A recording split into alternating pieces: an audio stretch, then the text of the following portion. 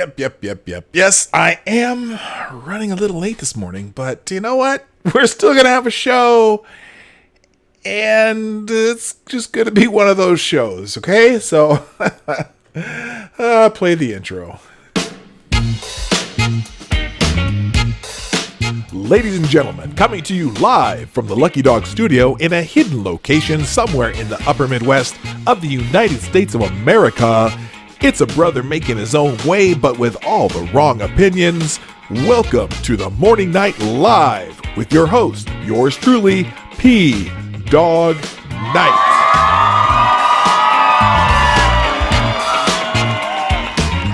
All right, let's stop that music and we'll start this music. And we're going to get it started today because I'm running late. I know I am. So I thought I'd do a little 70s cop music to start the day. Sounds like a Starsky and Hutch chase, doesn't it? Alrighty then. Oh, someone's put links in the chat. I wonder what that is. It's Diesel Dave. What do you got? I'm going to check that out.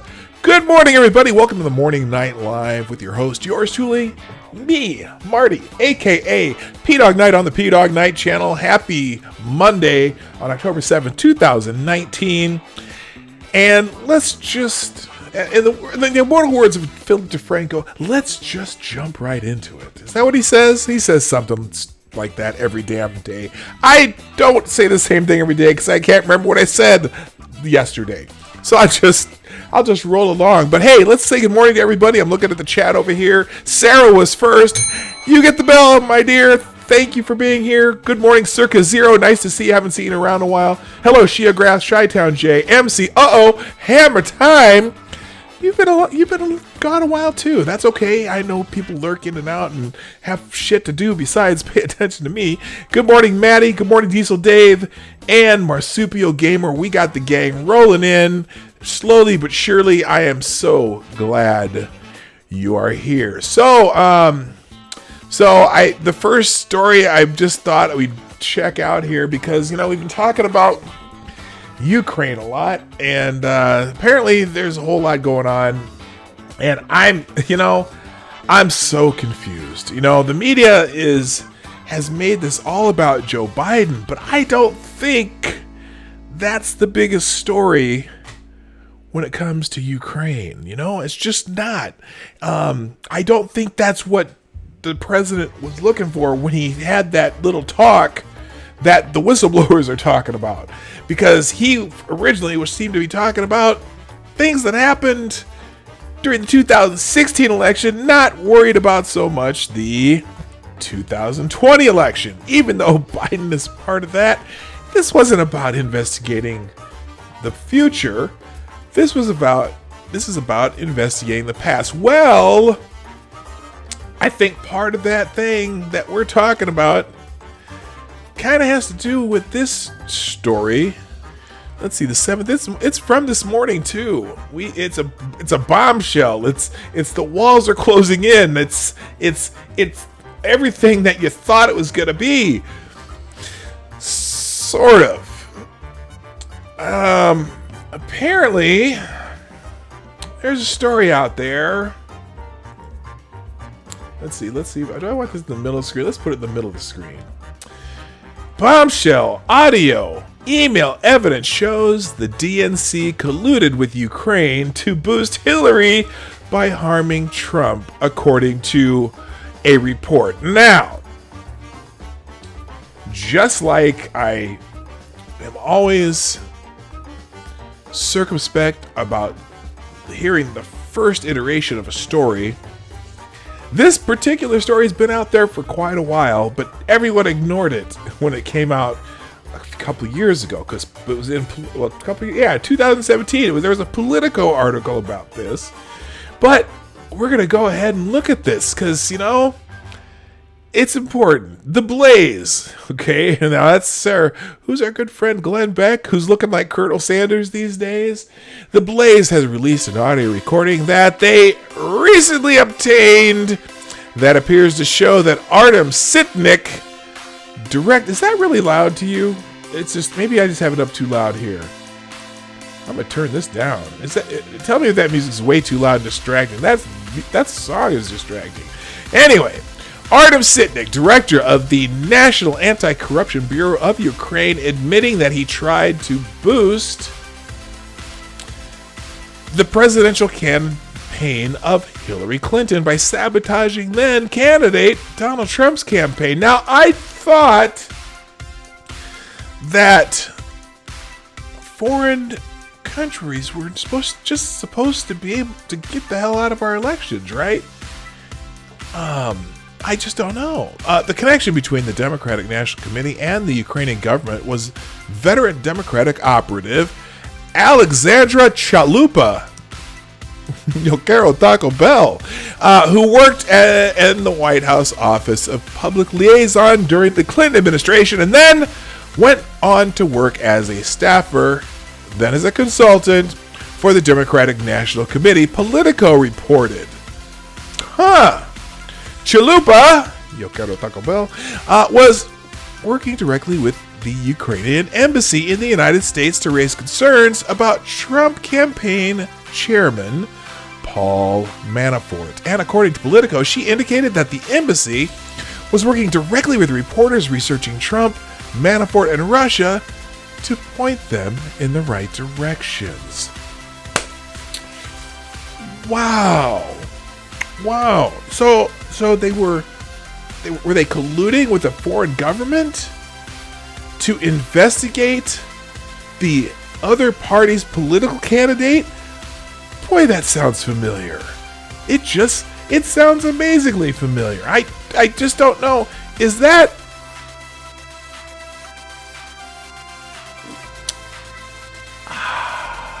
legal? I don't know. Is it opposition research or is it collusion? Collusion with a foreign government. Okay.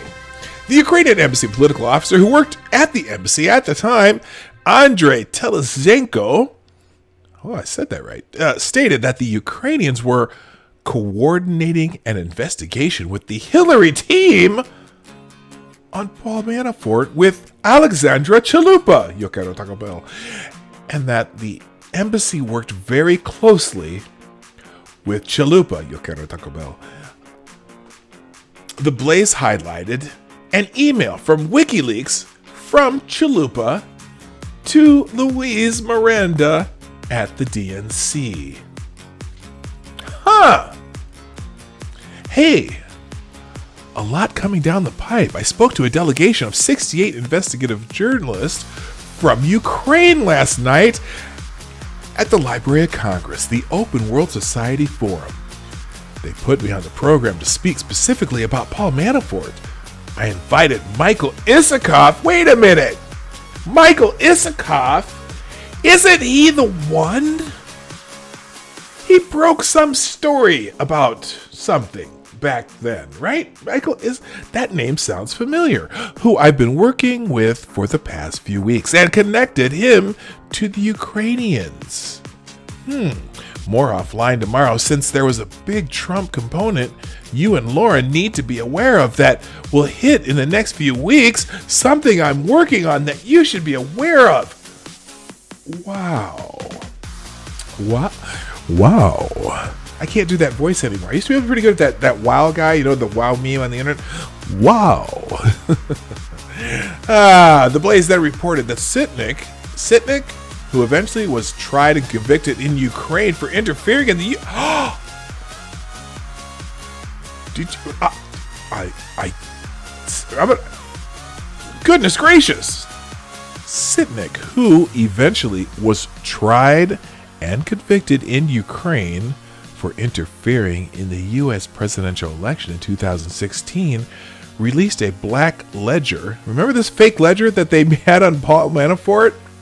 It was just funny because the ledger was proven to be fake after they used it to as evidence, and then they found out they had to throw that piece of evidence out. Anyway, released a black ledger on Manafort during the 2016 presidential election that eventually led to Manafort's downfall. So here he is admitting to tampering with our elections, admitted working with the Hillary Clinton campaign, Glenn Beck said during a 2-hour special presentation by The Blaze on Ukraine's interference in the U.S. election. He is actually convicted in the highest court in the land in Ukraine. This is all front page news in Ukraine. Where is the music really loud? Okay, I'm gonna turn it down. I thought it sounded loud to me. Okay, I'm sorry guys. Let me turn this music down a little bit. I thought, what the hell? I even have that level down. Maybe it's just that particular track. Because that... Okay, that doesn't seem as loud. Hang on. Sorry, gang. Oh, it is still pretty loud. Oh, no wonder. Yeah. I forgot I restarted my computer, and every time you restart it, it puts the music way up louder. That should be a little better. All right. Let's get back to this. Where's this article? Where'd it go? Here it is, and here it goes. We're back. So here he is admitting to tampering with our elections, admitted working with the Hillary Clinton campaign. He is actually convicted in the highest court in the land of Ukraine. This is all front page news in the Ukraine while we are saying, was there anyone tampering with the election? So they had 2 years of investigation into Trump and Russia, but they kind of missed this whole Ukraine thing. The FBI I'm talking about, and the special counsel prosecutor, what's his name? Robert Mueller, who really didn't do anything because all his team did all the work and he just was kind of a figurehead and still doesn't know what's in the Mueller report that was supposedly his report. Anyway, I digress. Yeah, so fascinating that could this be the corruption that the president was asking Zelensky about and having to do with, now granted, so the Ukrainians were working with the DNC. Now again, allegedly, I'll put that caveat right out here now. Allegedly. Okay.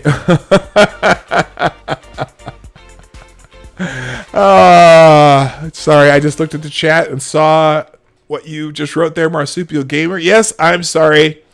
It's a ledger of color. All right. All right, so here we go.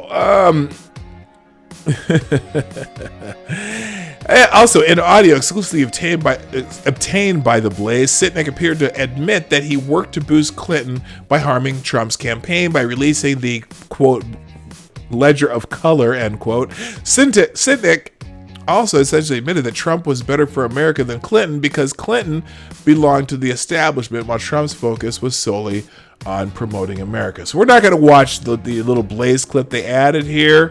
But here's the transcript of the translated Ukrainian tape. Well, let's read this, though.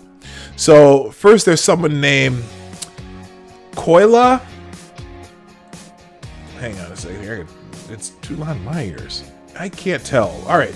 There's someone named Koyla who said, did they, those Russians, help Trump, your people, Sitnik? I think they did, yeah. I helped him too. Not him, but Hillary. I helped her. Koyla. Yeah, right. Then her position tattered, right? Sitnik. Well, this is how they write about it, right? Ivan, someone named Ivan jumps in. Humanitarian aid, and then something discernible. Koyla. Well, I'm about the commentaries. At the time, we were not something indiscernible. Sitnik. Trump. His purely inner problem issue. They dominate over external matters. While Hillary, she is, how shall I put it, she belongs to the cohort of politicians who compromise the hegemony in the U.S., both in the U.S. and the entire world, right? For us, it's sort of better. For Americans, what Trump is doing is better for them. Koyla. Well, we have lots of those American experts here now. Sitnik. Well, you see, why Hillary lost the elections, I was in charge of the investigations of their black accounting records. Oops. accounting of color records. I don't know. Did the music just stop? What the hell's going on here? All right, we'll fix it later. We made the Manafort data available to the general public. Koyla says, so what? Sitnick, he was in prison. Manafort then was the head of the Supreme Headquarters of Trump. I'm assuming he means the campaign. Then he was dismissed too, including due to the black accounting, which is the accounting of color. After that, he was sentenced to 80 years of imprisonment term, which wasn't 80, but how about Trump? Did he not give a shit? They have their system working there, and it works smoothly. Koyla, everybody works smoothly there. Sitnick, and when they carried out the elections, a week before the elections, the FBI reopened the investigation in respect of Hillary, so her rating dropped for 7%, and that's why Trump managed to win the elections at a pinch. I'm still unable to understand why he's fighting with the FBI. They try to catch him on the hand. If it were not the FBI, he would not have won the elections. They torpedoed Hillary's ratings for 7%. So they have an interesting way of their look at it is the FBI screwed Hillary. Of course, they didn't stop her from going into those 3 states that she probably could have won had she campaigned, but she didn't because, whatever. Anyway, so weird happenings here. Now this is completely... What in the hell? Okay, that one's completely silent. Is something wrong here? Let me fix this real quick. I'm sorry, guys. Somehow this got muted in my ears. Huh. And looks like that's working. What the hell's going on here? All right, let's do this. This is just driving me nuts. We're gonna go a whole different route here.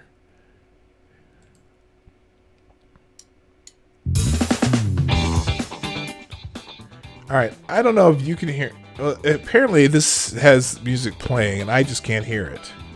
So apparently you can hear it. So we're just gonna go with it. I can't hear a damn thing. All right, so we're gonna. I don't care. All right, let's move on because you can hear the music, but I can't. Is it my head? Wonder if it's my headphones. Well, here, let me test something real quick. Here's what we'll do. I'm going to just test something real quick. Sorry, guys. Is it just this or is it everything? Let's try. There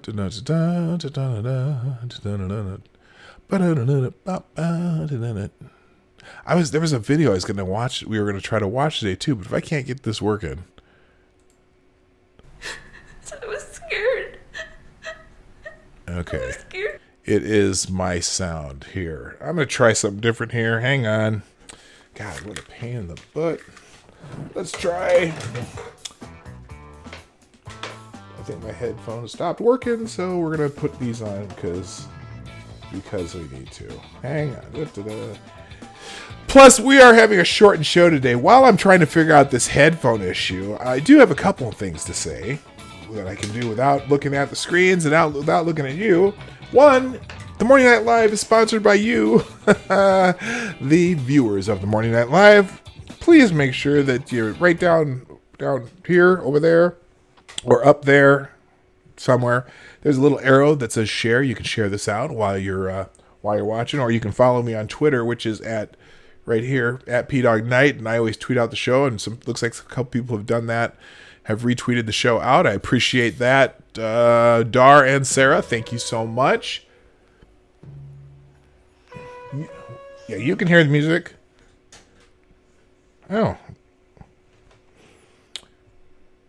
I figured it out. Could it be? All right, I figured it out.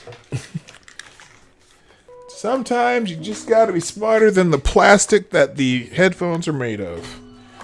And there we go. Aha!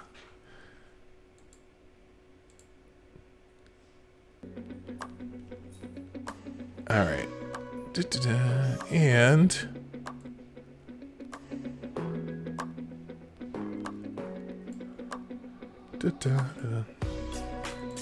I'm having a rough morning. Okay, let's just get the hell out of that. Let's all right, so anyway, yeah, Ukraine. Ukraine. Also, you know what? Apparently, speaking of Ukraine,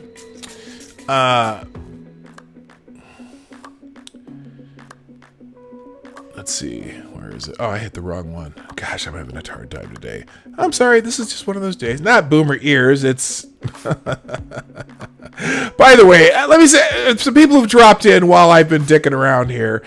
Good morning, Check Your Logic, Mike Savage, Zombie Teddy, Duck Dog, Maddie, I think did I say hi to you already? No, I did not say good morning, Maddie. Who else is coming? Richo. I think that's everybody. If I missed you, let me know in the chat. I'm glad you are all here. Thank you again. So apparently Biden's advisors knew that that this whole Ukraine thing was going to be a problem, and they've known it all along. This is another Daily Caller article. Biden's advisors said they knew his 2018 comments on Ukraine would be problematic, according to a report. Here, let's get rid of that. Advisors for former President Joe Biden reportedly said they knew his 2018 comments on Ukraine would be problematic. The 2020 presidential candidate spoke on corruption at a 2018 Council on Foreign Relations event in Washington, D.C., where he recounted a trip he made to Kiev, Ukraine in 2015, according to BuzzFeed. Biden described telling the former Ukrainian president, well, we already know. We know the whole thing about the $1 billion loan guarantees and whatnot. Three former officials said they instantly knew after Biden made those comments that it would be problematic. BuzzFeed reported Saturday. It was classic Joe Biden, one of the former officials said. One of the former officials added that when Poroshenko fired former prosecutor General Viktor Shokin in 2016, it had nothing to do with Burisma, the company on whose board Hunter Biden sat. The former vice president's son joined the board of Burisma Holdings in 2014. I obviously believe that there was nothing improper, but especially because there is so much scrutiny, you never want there to be anything that appears in any way to be inappropriate, one former official told BuzzFeed. At no point did anyone think or believe that Shokin was investigating Burisma. So it wasn't that. It was more the appearance of getting that job, not because of his own achievements, but because of his connection. Wait a minute. Oh, good morning, Cynical Lindsay. Hi. When I said Lindsay, I thought I did. You were up there. You know what? I'm sorry. I really meant to say. And also RVA, I see you're here too. I don't think I said hi to more. Do you? So, of course it couldn't have been his connections that got him a job for $50,000 a month with an energy company in a industry that Hunter Biden had zero with a big fat Z experience in. Come on. No way that could have happened because of his connection. And it just happened to be that the vice president in the Obama administration in that time was kind of focusing on Ukraine for the administration. And no, there's not even an appearance of a conflict of interest. If you ask Joe Biden, of course. Another person said that by the fall of 2015, officials understood that Shokin needed to be removed from his office due to corruption. And that very may well be. I'm not disputing that. By the fall of 2015, it was impossible to talk about our aim with the Prosecutor General's office, which was just thoroughly corrupt, without understanding that Shokin's removal would have been a step number one in the process, the former official who worked with Biden said. So even though in our policy documents we didn't refer to requiring the departure of Viktor Shokin, we sort of hedged in typical Diplo speak. Oh, is that what it was? Diplo speak? Come on. It was obvious to everyone. Oh, okay. Well, great. Biden still said what he said. it was not just us, it was other governments. It was the IMF. So it also felt not great that we were taking credit for something that lots of people have been trying to do, a third former official told BuzzFeed. So, BuzzFeed's always so incredibly reliable. I think you can just take that entire story on its face value, and it can't be anyone covering their asses. It's a BuzzFeed story. It's got to be completely and 100% honest and true, and we can rely on it as though we can rely on it to rain some days in the rainforest. All right, and this ain't working. This is an issue. This might be a little bit of an issue for Vice President Biden, ex-Vice President Biden, Vice President Biden. It's funny, they still get the title, even though they're not in it. So I'll just say Vice President Biden, Mr. Vice President. This might be a problem for him too. Apparently there's a poll that says 57% of Americans support the probe of Biden and his son's Ukraine and China actions. Oh, fascinating. A new poll showed that 50% of respondents support a Justice Department probe on former Vice President Joe Biden and his son Hunter Biden regarding their actions in Ukraine and China. Yeah, him and Carrie's stepson, right? They had the business. They started a brand new investment firm, and suddenly, immediately out the gate, brand new firm gets great contacts in China, does billions of dollars of business there.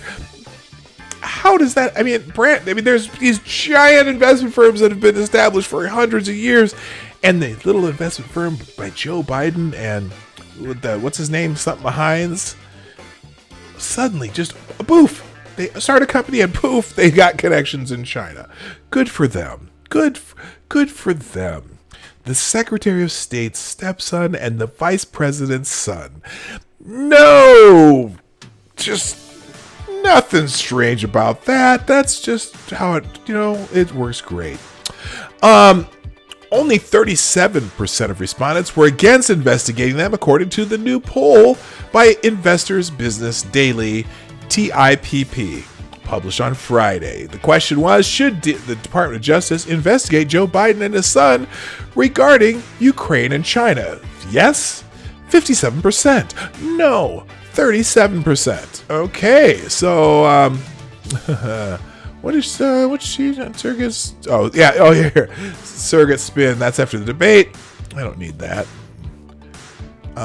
Let's see. The poll showed that recent headlines on Ukraine surrounding President Donald Trump's call for the Bidens to be investigated and the Democrats' push to impeach him over those calls are having a negative impact on the former vice president. Oh, you think? I told you, the Democrats blew this up, and it seems to be blowing up on the former vice president. So the truth, I don't know. I just don't know. If it's not strange, I swear to you, if like I said, if suddenly Eric Trump sat on the board on the biggest, let's say, coffee company in Brazil, the biggest coffee producing company in this country of Brazil, out of the blue, and we were suddenly doing some special negotiations with Bolsonaro about some trade, and all of a sudden Eric Trump's on the board of that, one of those companies down there that trades from Brazil, you just wonder what the hell does Eric Trump know about coffee and running a coffee company? Well, Hunter Biden's running an energy company. That's something he's never done. In fact, wasn't he kicked out of the military for something like drugs or something? I don't know.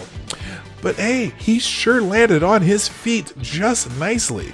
Anyway, the former vice president's son, Hunter Biden, sat on the board of a Ukrainian gas company and was paid $50,000 a month for no discernible work, while his father was tasked with overseeing Ukraine for the White House. The elder Biden had pushed the Ukrainian government to fire former chief prosecutor who had opened an investigation into the company CEO. Now, I don't like how Breitbart put those two sentences together.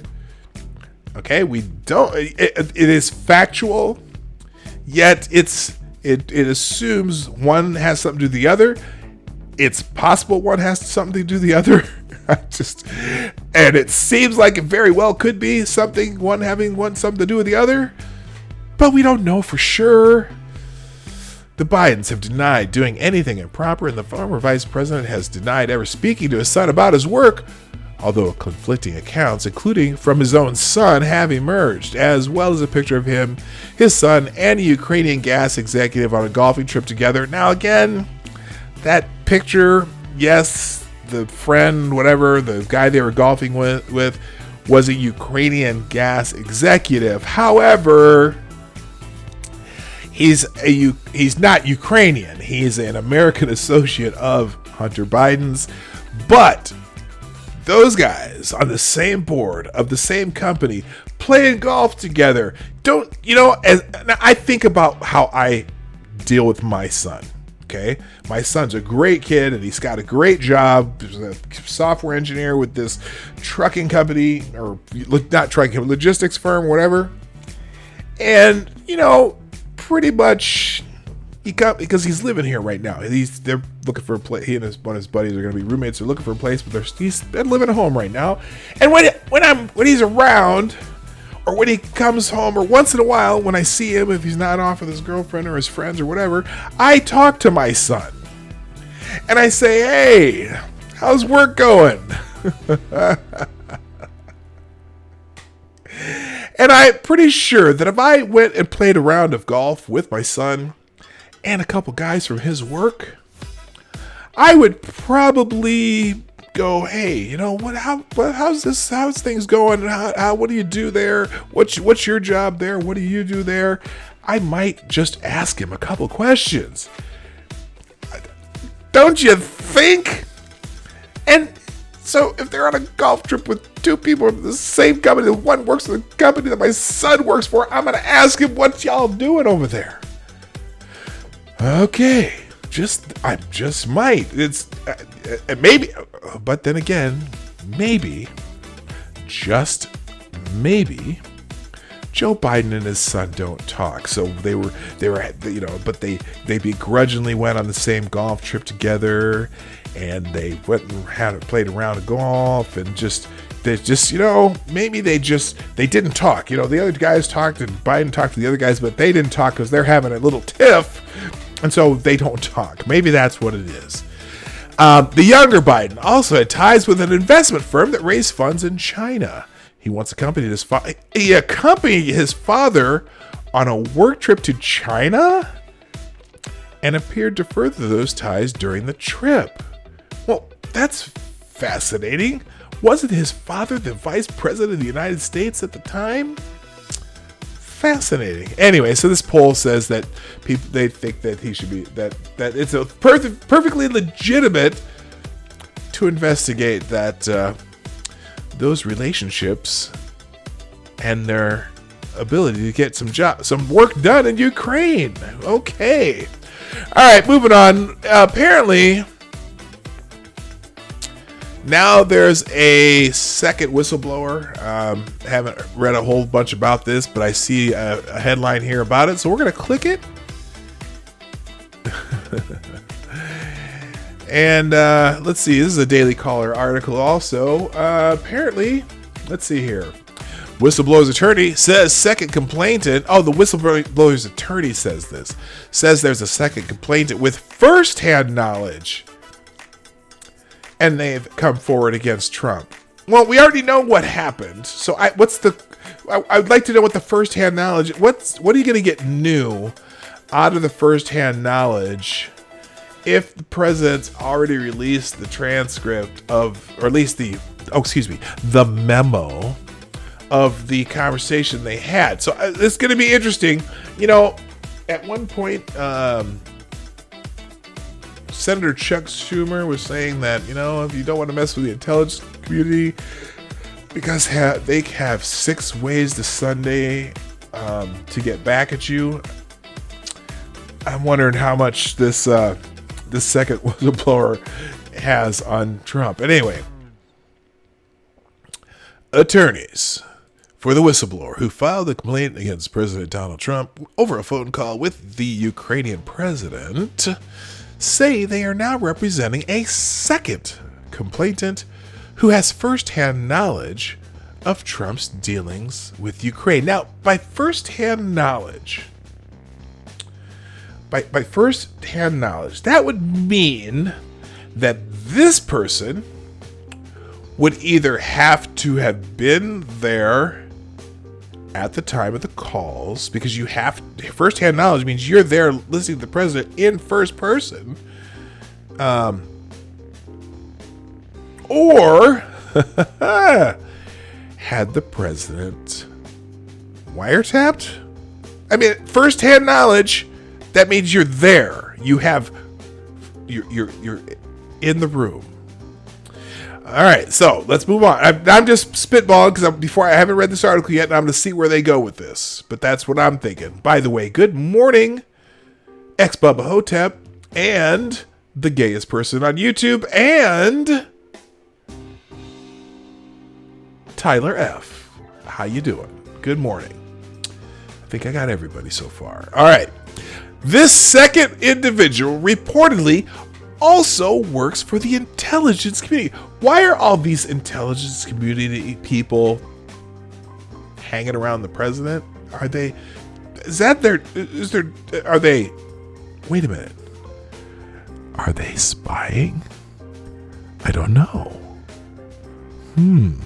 This is very interesting.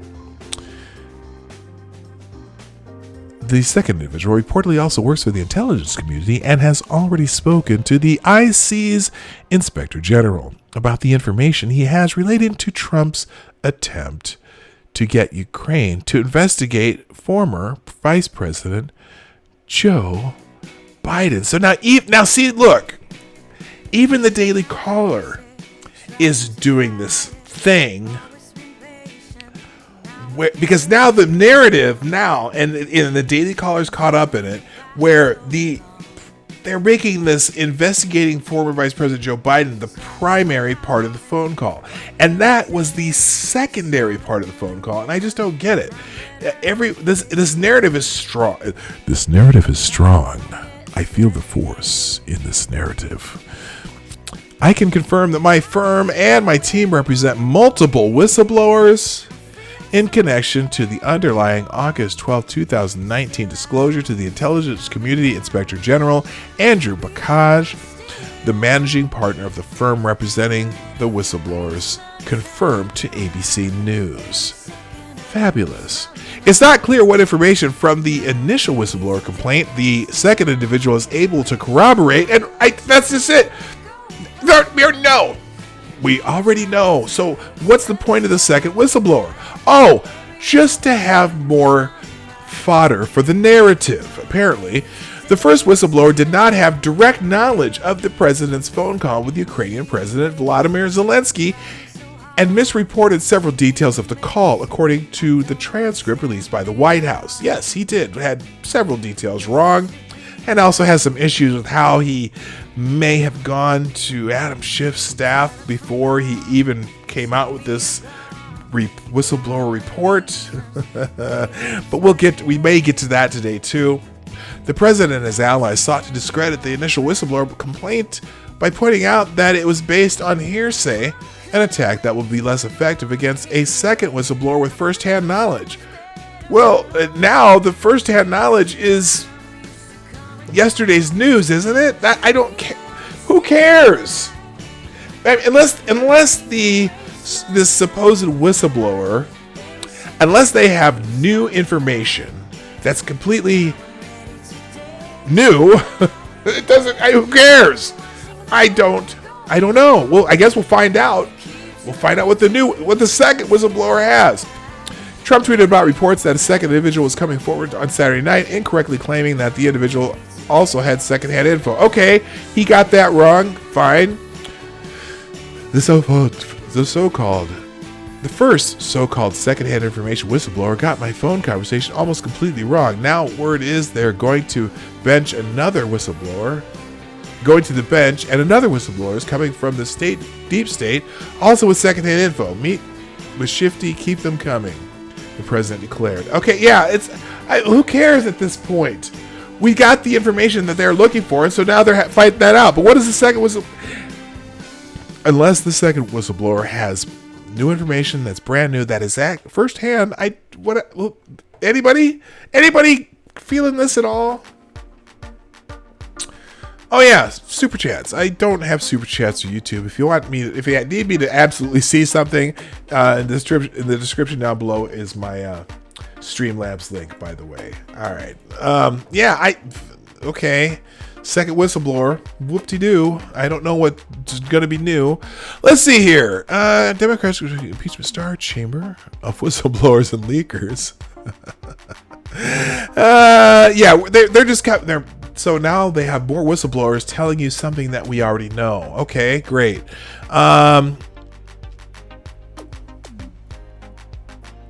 Greenfield, impeachment is built on a trap that Obama created for Romney. Huh? What's this mean? Let's check this one out.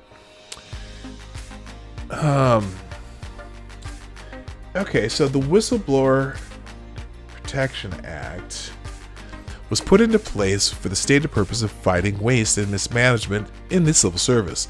It's a controversial piece of legislation, but its purpose is clear. As a Senate report on the 1978 Civil Service Reform Act put it, what is needed is a means to protect the Pentagon employee who discloses billions of dollars in cost overruns, the GSA employee who discloses widespread fraud, and the nuclear engineer who questions the safety of certain nuclear plants. These conscientious civil servants deserve statutory protection rather than bureaucratic harassment and intimidation. This does not cover a partisan effort to undermine the President of the United States. I kind of like where this is going. It doesn't mean government employee taking issue with the president's foreign policy. Yeah, this whole thing, the Ukraine thing, even if he says, because right now the United States and Ukraine have an agreement with each other to investigate any corruption and weed out corruption in their dealings.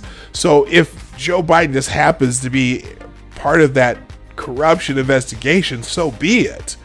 Now, granted, it's unprecedented that he happens to be the former president of the United States and someone who's running for president, but he's not until there's a final rival. He's not the final rival. Yeah, he's leading in most polls, but he says a lot of stupid shit, and I don't think he's going to be the last one standing anyway.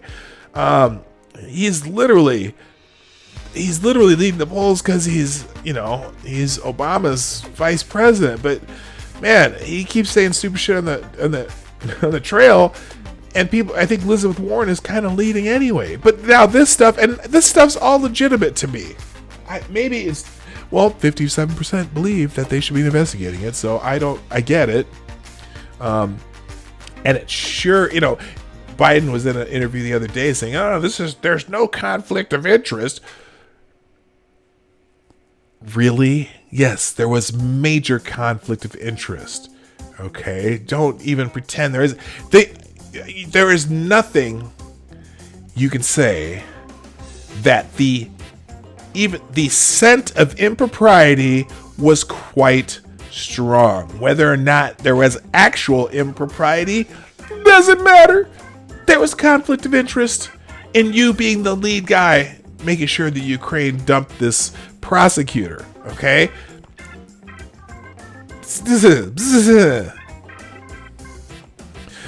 A whistleblower exposes structural waste, mismanagement, and abuse within the civil service and among government contractors, and in varied ways with the private sector. This is meant to protect employees who blow the whistle on misbehavior, not to serve as cover for assorted political agendas. In the Trump era, whistleblowing and partisan leaks to the media have been conflated by the media. Partisan government workers, some openly aligning with the resistance and participating in partisan groups within the government agencies, have sought to undermine administration policies through leaks. These leaks were in turn meant to generate congressional investigations of cabinet officials. The impeachment effort against President Trump takes that ongoing tactic to the ultimate extreme. The politicization of civil service is a deeply troubling phenomenon. Efforts by members of the civil service to undermine elected officials is a threat to our entire system of representative government. And here's the other thing that I was thinking about. So in a normal, like, let's go into this whole impeachment inquiry, impeachment inquiry thing. Okay, so normally this impeachment inquiry has to be voted upon by the entire House of Representatives, right? But somehow, a week and a half ago, Nancy Pelosi just said, "Oh, poof, we can have an impeachment inquiry," and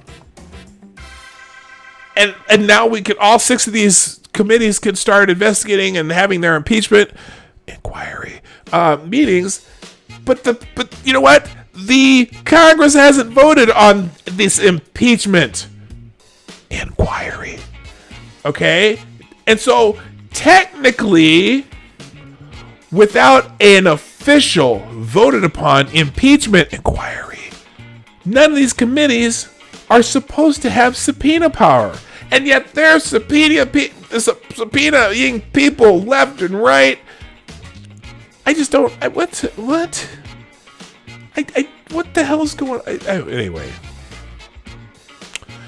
The problem goes beyond the deep state and has shown up in a wide variety of government agencies, but its appearance in national security agencies is deeply troubling because these agencies have the infrastructure to act as a police state. The existence of national security agencies in a free country is contingent on their subservience to elected officials. Anything else isn't whistleblowing, it's a coup. Oh, don't say that word too loud because they get mad when you use that word. Obama's presidential policy directive. I'm going to try it. Did I say that right? I don't even know how I got that out of my mouth right. Obama's Presidential Policy Directive 19 opened the door by expanding whistleblowing protection to members of the intelligence community and other personnel handling classified information. A few years ago, Bradley Manning had ushered in a new area of espionage by enemy state actors using front groups to solicit spies as whistleblowers. While the court threw the book at Manning, Obama commuted his sentence. PPD 19 was supposed to avoid another Manning case, which it utterly failed to do when Edward Snowden repeated Manning's treason on a larger scale before escaping to Russia. But PP19 was never really meant to help the likes of Manning and Snowden. Instead, it was part of a larger pattern of politicizing national security organizations that led directly to the current crisis. While the Russians were soliciting whistleblowers from inside the national security sphere to act as spies, which was exactly what they had been doing throughout the Cold War, Obama's people were building partisan networks within the national security infrastructure to act as their political agents. Both the Russians and the Democrats understood that whistleblowers were a strategic vulnerability. Whistleblowers were seen as sympathetic underdogs who were... see, that's the other thing. They're not whistleblowers. They're just spies. They're leakers. Okay, but whistleblowers get sympathy. Whistleblowers are supposed to be protected. Whistleblowers are noble people who are just trying to make government work better. Whistleblowers were seen as sympathetic underdogs who were trying to do the right thing. That was the perfect camouflage for an enemy agent or the agent of a political state. Astroturfing, the practice of manufacturing grassroots efforts and building causes around individual protesters like Greta Thunberg or David Hogg, had moved into the national security infrastructure before going off like a bomb. PD-19 was issued on October 10, 2012. The presidential debates were underway and the election was up in the air. In the weeks before PPD-19, Mitt Romney had begun to lead in a number of polls over President Obama.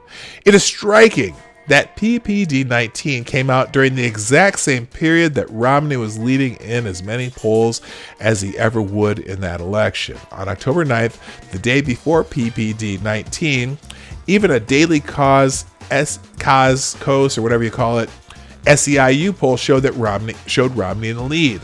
After Obama's disastrous debate performances, people had to be worried about the possibility of defeat. The real purpose of PPD-19 was to aid Obama loyalists in undermining a Romney administration. And that's it's funny because all these career people in the intelligence community, notice how they're the ones all coming out like this. Even this whistleblower, some CIA agent that they get. There's this like really posh appointment that high-ranking CIA agents eventually get, is doing this year of White House detail, and this happens to be one of those people. But this is one of those people that came in during the term of John Brennan, Trump's CIA director. Fascinating. But let's see.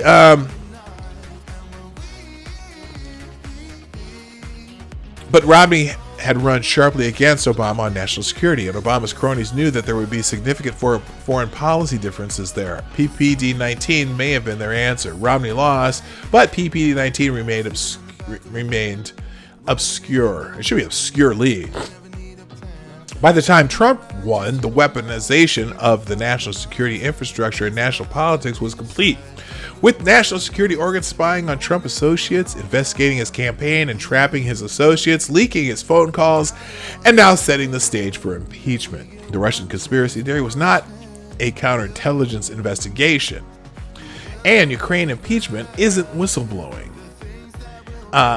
Investigating the domestic political opposition is only a counterintelligence investigation in China, Russia, or Cuba. Launching such an effort is a hallmark of the police state, and the police state doesn't like President Trump.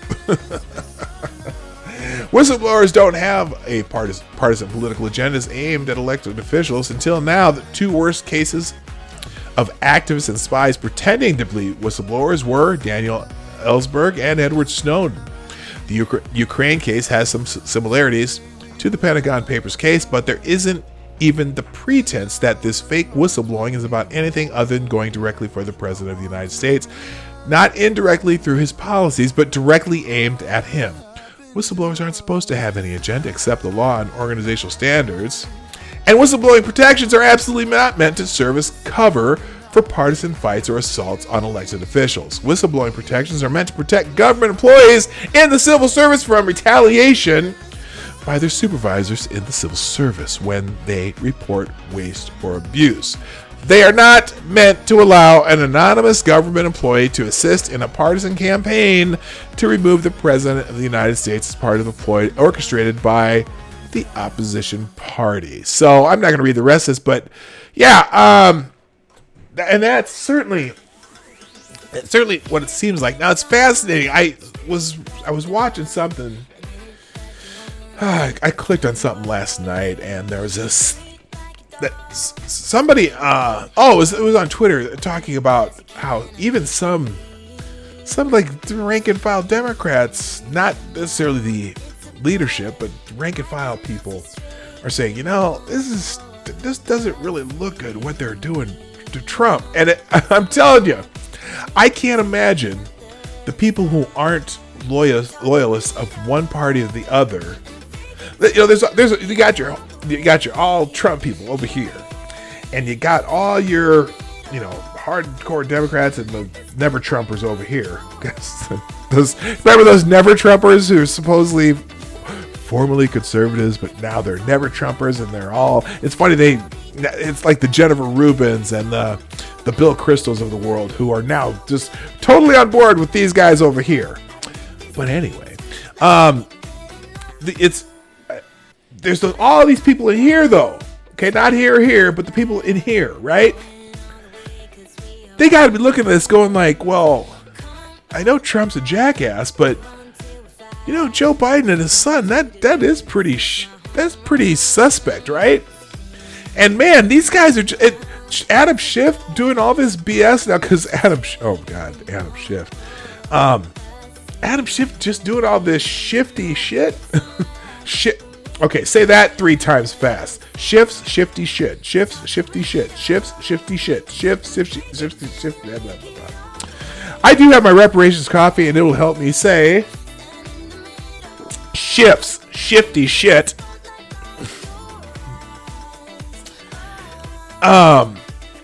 Holy God, there's a whole bunch of things. Let's see. I've got to move on because it's time for Twitter trends already. Let me see if there was a couple others here. Holy shit, we'll just have to get this tomorrow. There's so many headlines today. Oh, here, let's just remind you though.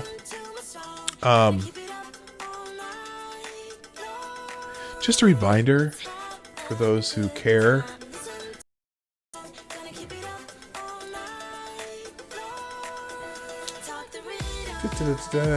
This little article right here. Trump on latest economic numbers. We're the miracle. President Donald Trump celebrated the latest job numbers on Friday, showing record employment in September at 158,269,000 and 3.5% unemployment, the best since 1969. So the unemployment numbers came out, and they're the best numbers we've ever had in over 50 years. Unemployment rate is down to 3.5%, so that goes way back. We haven't had numbers like this in a long time. Wages are up by almost 3%. That's the big one. Wages are up, and they haven't been going up for 10 years, and now they're up. It's been, I think, 3% over the last couple of years. Each year, I don't know.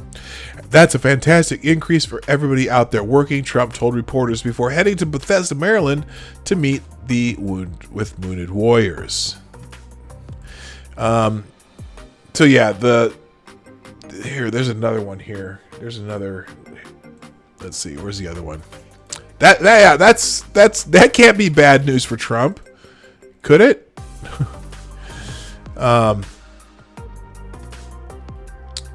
Yeah, here we go. Here's another CNS article. The work week is ending with some good news for President Donald Trump as more records were smashed on Friday's report on September's unemployment. Also, they revised up August too. It's kind of crazy, and now here's the thing. What goes up must come down. Spinning wheel, got to go round. Talk about your troubles at the crying sin. Catch a painted pony, let the spinning wheel spins. Yeah, there's going to be a mild recession at some point. Just because that's the business cycle. I don't know if it's going to come before the election or not, but I tell you what, the hair that's going to be lit on fire. I'm imagining David Frum, okay? Because David Frum already said something stupid. The stock market went down one day, and David Frum actually put this in writing, that Trump inherited a booming Obama economy and now took it into severe recession, he said, over one day where the stock market dropped 2.8%. So if there's even a mild slowdown, these fuckers are gonna just be like, "Oh, Trump economy, and the whole world's on fire, and everyone's going to lose their job, and we're in the poorhouse, and everybody sucks, and I hate him." But they already hate him, so who gives a shit, Hey, Duck Dog, stop! Blood, sweat, and tears should not sue. It wasn't my best ever, but whatever. Good morning, Fatty 057 and Maniac Man. I'm glad you're here. Come on, Duck Dog. You always mess with my singing. I can sing. I really can. Wait till I got to do my Christmas video this year. Now that goes on my Marty's Big Journey channel. I don't know if you saw my For Marty's Christmas video from last year, but that was pretty damn good. Okay, so there. By the way, I gotta get out of it. I wish I had time. I have so many articles, but I don't have time because I was running late today. But hey, one other thing that I haven't mentioned yet. I have a new YouTube channel.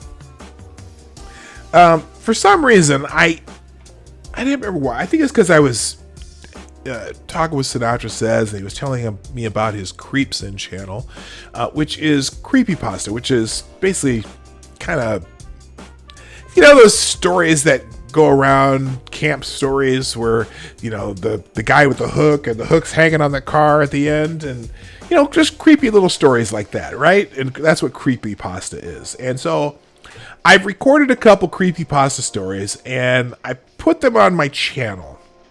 And I thought, you know what? These are not the best place for these stories, but I had a lot of fun recording them. So I have a new channel, and I'll put it in the chat. It's called Creepy Dog Productions. Okay, it's a new channel, and if you're into like especially since Halloween's coming up, if y'all here, I'm putting right there. There's a click. Especially with Halloween coming up, if you like creepy stories. I'm going to start narrating stories and putting them on that channel on kind of a regular basis. And I have a couple people who've contacted me that said they have a bunch of stories that I may do some of theirs. I may do some that I just find on the internet and things like that. But it's just kind of a fun thing. And if you're interested in creepypasta stories, if you're familiar with what that genre is, subscribe to that channel. There's the link. All right, let's get into Twitter trends before I go. I'm sure it is just complete and utter. Well, oh shoot, the thing with Turkey too. Well, here, let's get into Twitter trends because it's probably a shit show. It's going to be a shit show today. Everyone's going to be talking about Turkey today. I guarantee you that. Turkey the country, not Turkey because Thanksgiving's next month. Number one trending on Twitter today are the Kurds. White House announces Turkey will launch military operations in Syria. I have a great metal voice, Peter. Like I dug the death metal birthday song. Yeah, I can. Well, whatever. I'll record some music, and you'll actually see what. You'll see what I was a voice major in college. I started out as a music major. Okay, now I was a voice major, and then I went in. I also play several instruments.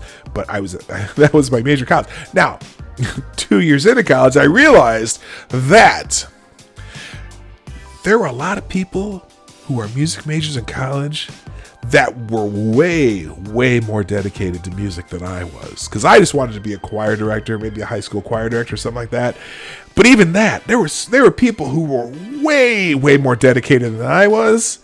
So, that's why I decided to get my degree in something else. Anyway, trending number one is the Kurds. Here we go. The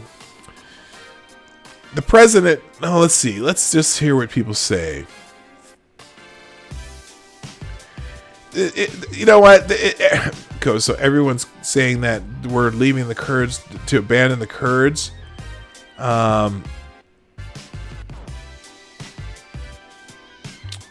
Okay, so the president is saying that he wants to get out of Syria, and right now we're not in Syria legally, so to speak. There's no declaration of war in Syria. There's the people that we have in Syria really don't belong there, so the president's kind of pulling them out. Now, here I'm just going to read a couple people here. If you've heard about this, Mike Huckabee. I generally support POTUS on foreign policy and don't want our troops fighting other nations' wars, but a huge mistake to abandon the Kurds, because the Kurds, we've been allies with the Kurds. We've been protecting the Kurds for a long time in Iraq and from the people in Turkey. Anyway, so Huckabee says a huge mistake to abandon the Kurds. They've never asked us to do their fighting. Just give them tools to defend themselves. They have been faithful allies. We cannot abandon them. Former UN Ambassador Nikki Haley. The Kurds were instrumental in our successful fight against ISIS in Syria. Leaving them to die is a big mistake. We must always have the back of our allies if we expect them to have our back. Casey Maddox. It's possible, one, to want to end forever wars, two, be concerned that the Kurds are about to be slaughtered. And then that's what say, as America, okay, now I didn't recall, well, maybe he said these exact words, I don't think so, but Times of Israel says, as American troops withdraw in Syria, Trump says the Kurds are on their own. Let's read this one. We'll read this one. From the Times of Israel. In the U.S., Republicans and Democrats have warned that allowing Turkish attack could lead to a massacre of the Kurds and send a troubling message to allies across the globe. The American troops began pulling out of northeast Syria ahead of Turkey's invasion on Monday. U.S. President Donald Trump tweeted that the region of Kurds will now have to figure the situation out without American help, effectively abandoning his country's longtime allies in the fight against the Islamic State. The Kurds say that the Turkish incursion will overturn 5 years of achievements in the battle against ISIS, so to speak, and have accused Washington of failing to abide by its commitment to its key allies. The U.S. has around 1,000 troops in Syria. So maybe it's me not understanding. I'll say, so 1,000 troops in Syria is what's keeping the Kurds safe? Maybe because the Turkey doesn't want to fuck with us, I guess. Turkish President Recep Tayyip Erdogan has threatened for months to launch the military operation across the border. He views the Syrian Kurdish forces as a threat to his country, as Ankara has struggled with the Kurdish insurgency within Turkey. The White House decision to stand aside and allow Turkey to enter Syria is a major shift in policy. The United States was supposed to be in Syria for 30 days. That was many years ago, Trump tweeted on Monday. We've stayed and got deeper and deeper into battle with no aim in sight. When I arrived in Washington, ISIS was running rampant in the area. We quickly defeated 100% of the ISIS caliphate, but were played for a sucker by American allies, he said. The Kurds fought with us, but were paid massive amounts of money and equipment to do so. They have been fighting Turkey for decades. I held off this fight for almost 3 years, but it's time for us to get out of those ridiculous, endless wars, many of them tribal, and bring our soldiers home. We will fight where it is to our benefit and only fight to win, he continued. In Turkey, Europe, Syria, Iran, Iraq, Russia, and the Kurds will now those countries will have to figure out the situation out and what they want to do with the captured ISIS fighters in their neighborhood. They all hate ISIS, have been enemies for years. We are 7,000 miles away and will crush ISIS again if they come anywhere near us. In the U.S., Republicans and Democrats have warned allowing the Turkish to attack could lead to a massacre of the Kurds and send a troubling message to American allies across the globe. On Monday, prominent Republicans, including South Carolina Senator Lindsey Graham, former United Nations Ambassador Nikki Haley, and Florida Senator Marco Rubio, tweeted their opposition to the U.S. pullout and warned of its consequences. And so they all tweeted their warnings of consequence. At the Syrian Democratic Forces, as the Kurdish-led force is known, said the American pullout began first from areas along the Syria-Turkey border. The American forces did not abide by their commitment and withdrew their forces along the border with Turkey. The SDF said in a statement, Turkey is now preparing to invade northern and eastern parts of Syria. The Turkish military operation in northern and eastern Syria will have a huge negative effect on our war against IS, it's added.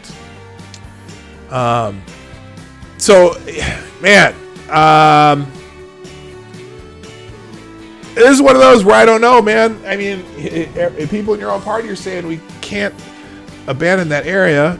Senator Lindsey, we don't belong in other countries' affairs. I agree with that.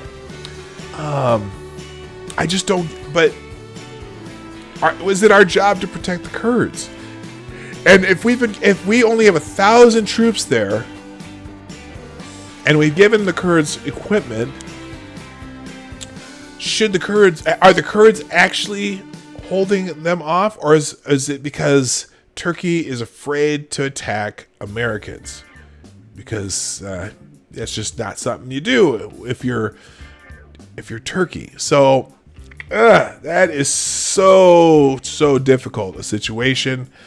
I guess we're gonna see, but man, now people are pissed here. Jewish community. As American troops withdraw in Syria, Trump says Kurds are on their own. In the U.S., Republicans and Democrats have warned that allowing Turkish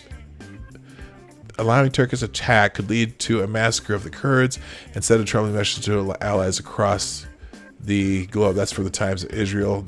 Everyone's quoting the Times of Israel article. He says, I regard the Kurds as the same as the Polish workers on Trump Tower. I get all I can't. Oh, that's not a real, that's a fake Donald Trump. Fuck that. That's someone chirping on Trump. Forget that.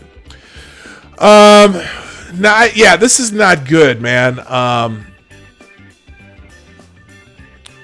I have no idea how to feel about it other than it's not good for the Kurds.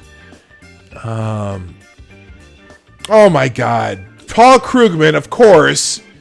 What an ass. So did Trump just betray the Kurds because A, he has business interests in Turkey, B, Erdogan being a brutal autocrat is his kind of guy, C, his boss Vladimir Putin told him so. Fuck off, Krugman. But that's the narrative. That's going to be the narrative, okay? Those are the reasons. Now, because now Krugman said it and everyone listens to Krugman because Krugman's supposedly the smartest guy in the world, even though we're not in a severe recession that he predicted as soon as Trump came into office. Well, right after the election, he predicted that we're going to go into a severe recession because of Donald Trump. Yeah, Krugman, whatever. All right, moving on because I'm out of time here. Turkey's number 2, Syria's number 3. We know why. Monday motivation. It is Monday, and oh God, is the top. Oh, come on, Alyssa Milano. Give me a break. Need some Monday motivation this beautiful Monday morning? Listen to the brilliant Andrew Yang on my podcast. Wait, sorry, not sorry. Alyssa Milano, I don't want to listen to your podcast. You're a moron. I shouldn't say that. She's just very dumb. No, she's as Ronald Reagan would say. She just knows so much that isn't so. So anyway, for whatever, what else? This is this dude. Have you ever seen this dude? The one-arm weightlifter dude. Watch this. This is amazing. He has one arm doing a clean and jerk.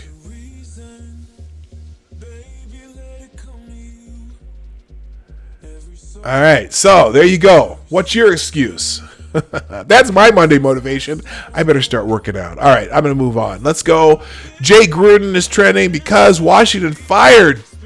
The Redskins fired Jay Gruden after an 0-5 NFL start, according to ESPN. Monday Mood, Monday something in there. Kurdish is in there. Monday Thoughts, forget that.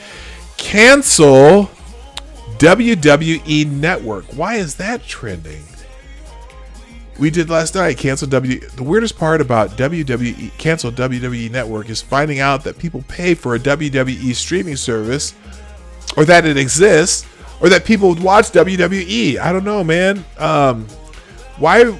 Okay, so remember when y'all did this after the 2015 Royal Rumble and WWE proceeded to hit 1 million subscribers on the network like a week later because people are canceling Oh, is it because it was so bad last night? There's some big event last night and it was terrible. Royal Rumble 2015. Nothing can top me as the most disappointing pay-per-view and ending in recent memory. Hell in a Cell 2019. Hold my DQ. Okay. Oh, because yeah. So if you're a WWE fan, you probably know what this is all about. I didn't pay attention. Istanbul, Turkish, NATO. Oh, okay. Here's something NATO is trending. Why is NATO trending? Again, said no, thinking as usual that the U.S. is always the sucker on NATO, on trade, on everything. The Kurds fought with us. Okay, that's... Okay, people are talking about... Okay, she said... Okay, Turkey equals NATO ally. YPG, U.S. partner force, which is Syrian armed wing of U.S. designated terror group PKK. And this person was Secretary of State. Oh, because Hillary Clinton said something stupid. Let's be clear. The president has sided with the authoritarian leaders of Turkey and Russia over our loyal allies and America's own interests. His decision is a sickening betrayal of both the Kurds and his oath of office. Hold up!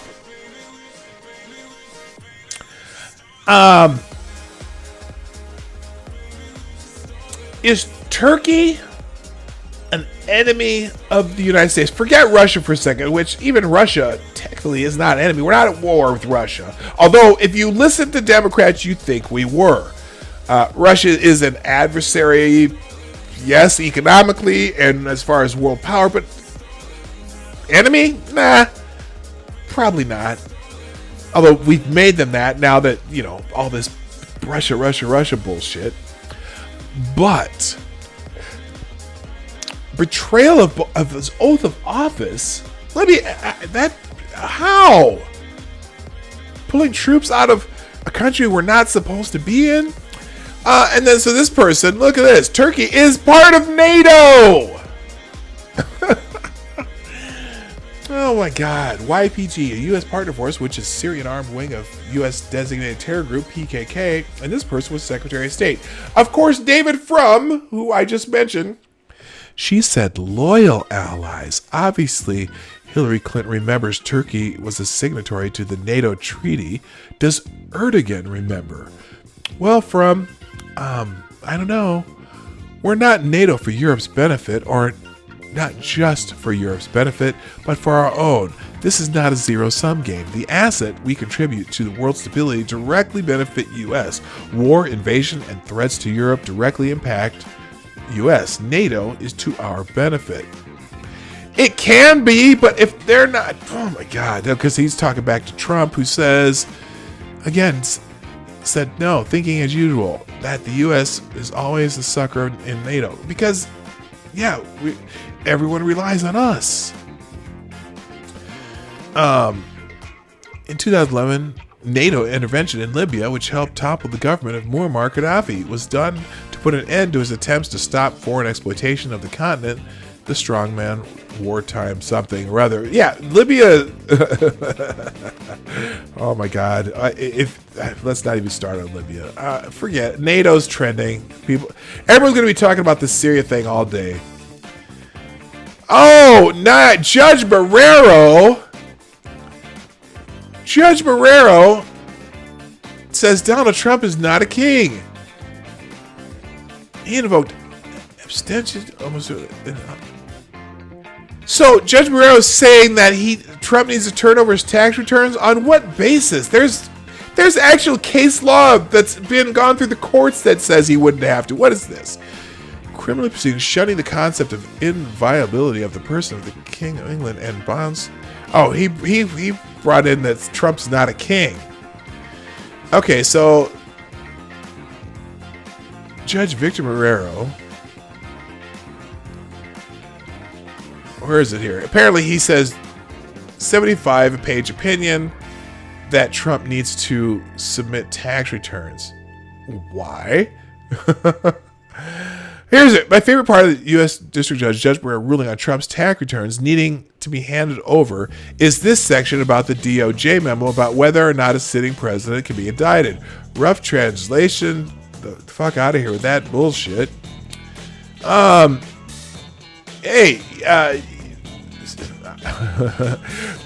Breaking. Trump ordered to turn over 8 years of tax returns to the Manhattan District Attorney, according to the New York Times. Oh, this is the New York. Oh, I get it. This is the New York District Attorney. Okay. Oh, these assholes. I tell you what. Fine. You know what? I don't care. Right now, there's nothing in his tax returns that mean neither here nor there unless he was breaking the law. Now, the IRS has been they've been in Trump's pine parts for a good 10, 15 years. I know he got audited every year that Obama was president. We know that, okay? So, if the IRS hasn't come back with some penalties or fines for the Trump organization in the 10 years of them auditing him, I think the worst thing you can find out about Trump is maybe there's some years where he didn't pay as much taxes as some other people do. But then even the flipping tax returns that Rachel Maddow so gloriously brought out and put in front of the American public showed that he paid a higher rate of taxes than Hillary Clinton, Joe Biden, Barack Obama, and everybody else around him. So I don't care, but I don't know why he's fighting the tax return thing unless there's something in there that says there were a couple years where he took enough write-offs where he didn't pay taxes. So, if that's the case, well, that's how our tax system works, and he has people to do that shit for him. So it's going to be interesting. I'm not going to click the New York Times article because I don't care. But this whole tax thing is bullshit. It just is. If the IRS hasn't come after him, what's going to be in his tax returns? What is it they're looking for? What is it? Give him the tax return. I don't give a shit.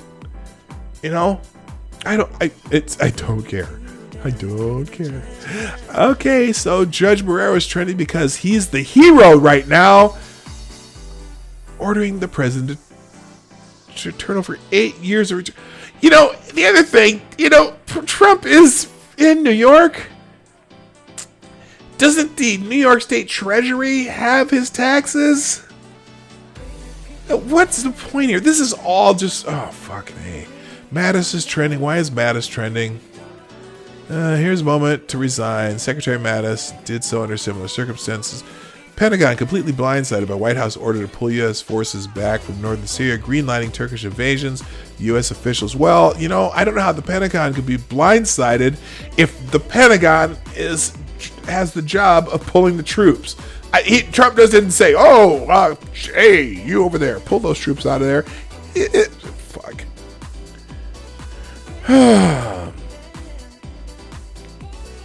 Read this withering thread from President Trump's former special envoy overseeing ISIS fight to understand the president's announcement that U.S. is pulling out of Syria. Similar suggestions last year are the reason Mattis and McGurk resigned. U.S. allies and Kurds are now face slaughter.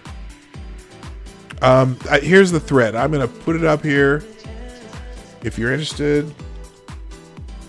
Some replies were hidden by a tweet author to give people more control of the conversation they start. Twitter is testing a feature in a limited set of countries that let tweet authors hide replies to their tweets.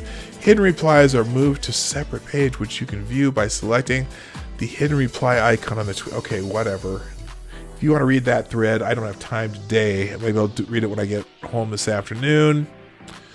But, you know, it's very controversial. I don't know what to say about that. He may have made a mistake. He may not have. I don't know. But everyone's lighting their hair on fire, so it must be something. Happy birthday, Joy. Joy who? Oh, God, it's Joy Behar's birthday. Whatever. I'm click away. Kyle Lowry and the Raptors agree to a 1-year contract extension. Pitchfork, Victory Monday, and Bill Callahan. Pitchfork, what is that? Oh no. Proud to introduce Pitchfork's Best of the 2010s project, a 2-week series of lists, essays, and features that took our staff nearly 6 months to make. Here's my editor's note on how it came together.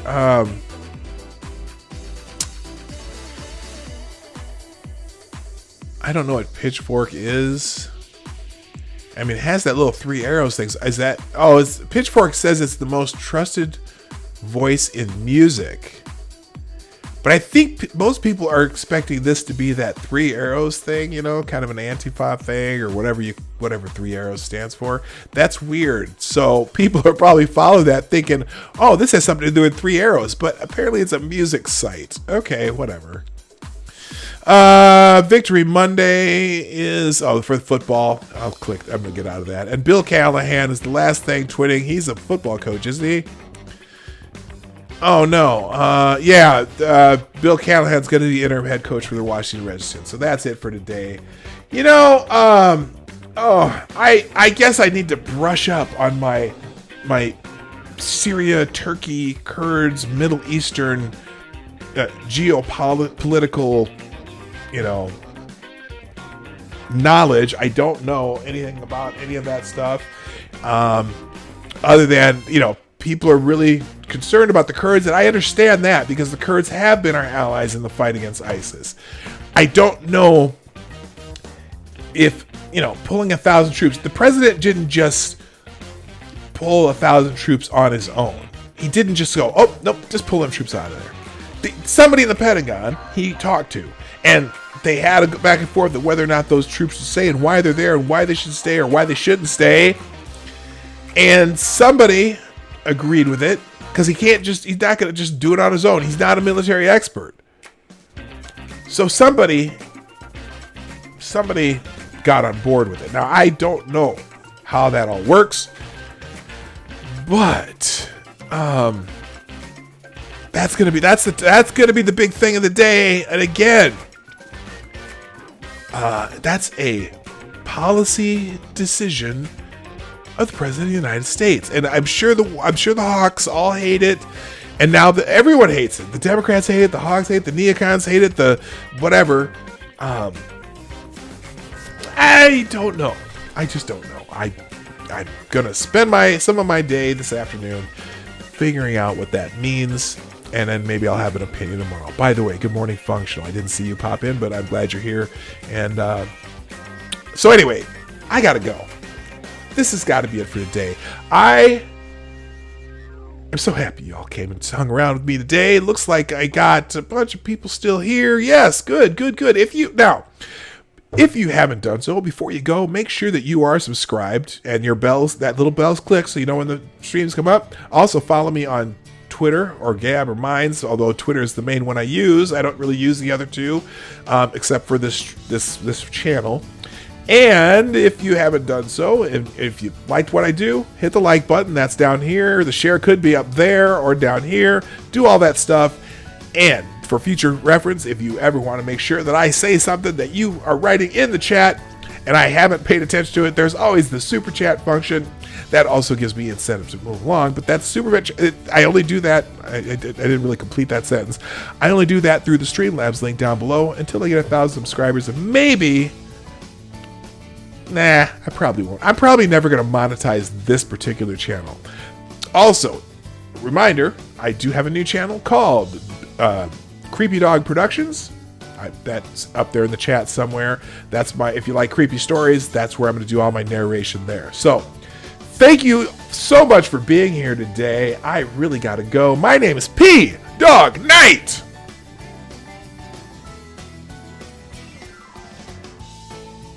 And I am out of here. Bye-bye.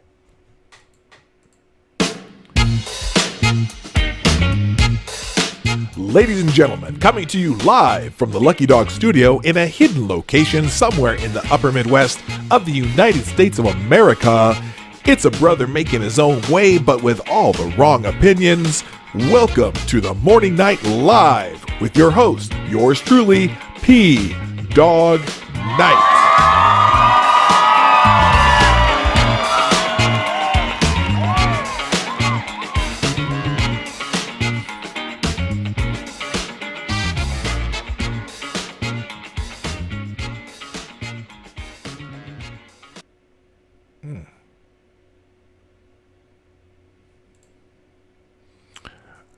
Oops.